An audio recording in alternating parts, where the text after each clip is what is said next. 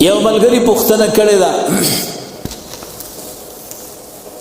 چې ډېرو ځایونو کې د امام د پاره پټکې استعمالول رواج دی، لکه افغانستان شو، پاکستان شو، نو اکثر خلک امامان قصدن بیا پټکې لري کی او جمع ورکي بغیر پټکی نه، وې دې د پاره چې دا رواج ختم شي، په امام باندې پټکې لازم نشي.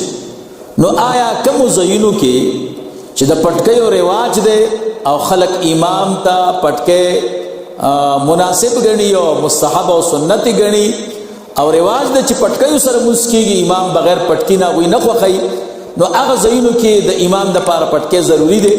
محترمینو کوم بلادو کې کوم ځایونو کې چې پټکې رواج دی او عام خلک امام په پټکی پیژني، الته چې امام پټکې نه وهي دا مکروه دی. دا دی مبارکی دا شانور شاه کشمیری رحمه الله د بخاری شریف شرح لیکلی دا فیض الباری ورته وایي، جلد نمبر 2 دی.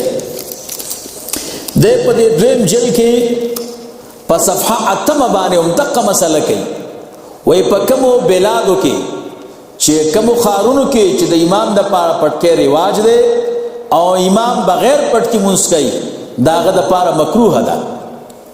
نو په کار دا دی چې امام پټکی وایي کوم ځایونو کې چې د پټکی رواج دی او امام بغیر پټکی مونږ نه کوي، الته امام د پاره نه دی پکار چې پټکی پری.